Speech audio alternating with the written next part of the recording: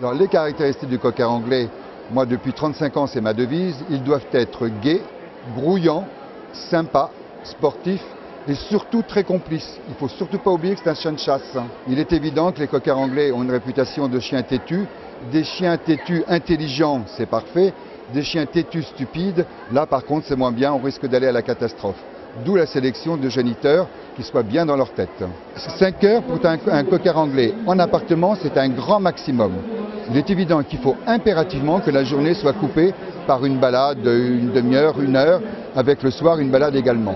Mais il est évident que la place d'un cocker anglais est beaucoup plus en pavillon, où le chien peut effectivement se détendre beaucoup plus, car il ne faut pas l'oublier, c'est un chien de chasse. Alors le prix d'un cocker anglais, tout dépend de l'élevage. Bon nombre d'élevages, je ne sais pas ce que pratiquent les prix des autres élevages et également ce que j'appelle des marchands de chiens ou les boutiques à chiens. Moi personnellement, un cocker vaut 900 € chez moi. À savoir que le chiot, en l'occurrence, il est inscrit bien entendu au livre des origines françaises, il est vacciné, tatoué, avec un tatouage qui est fait sous anesthésie générale, qui est une chose qui me permet de voir la personnalité du chiot. Lorsqu'on vaccine, lorsqu'on va faire un tatouage, on va faire une anesthésie générale. Les dominants vont lutter pour éviter de s'endormir. Un dominé total va faire pipi et caca sous l'effet de l'anesthésie, et un chien correctement équilibré s'endort sans aucun souci. Une fois les tatouages terminés et les vaccins pratiqués, mon vétérinaire leur fait une piqûre d'antidote pour les réveiller. Inévitablement, le premier réveillé va être un chien dominant qu'on va avoir eu du mal à endormir, qui va se gratter l'oreille, qui va commencer à aboyer et à courir partout. Un chien correctement équilibré s'endort sans aucun souci et se réveille également sans aucun souci. Le chien qui s'est écroulé tout de suite lors de la piqûre va se réveiller le dernier, il va se gratter l'oreille et il va aller se cacher, car c'est un petit chien peureux.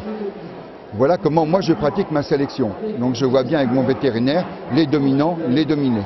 Mais bien souvent, quand on essaye de faire des mariages avec des chiens bien équilibrés, on arrive à avoir des chiens qui sont des chiots qui sont entièrement bien équilibrés.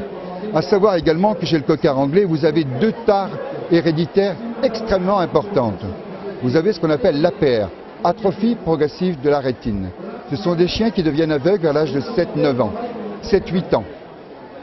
Vous avez une deuxième maladie héréditaire chez le cocker anglais qu'on appelle la néphropathie familiale. Néphropathie veut dire les reins. C'est une insuffisance rénale qui apparaît vers l'âge de 2 ans et malheureusement il n'y a rien à faire. Pour revenir à l'APR et la néphropathie familiale, on a les moyens maintenant, par un prélèvement buccal et une recherche d'ADN, de savoir si les géniteurs sont porteurs ou pas porteurs de ces 2 tares héréditaires. Il est évident que le but d'un éleveur, c'est de n'utiliser que des chiens qui sont totalement indemnes de ces 2 tares héréditaires.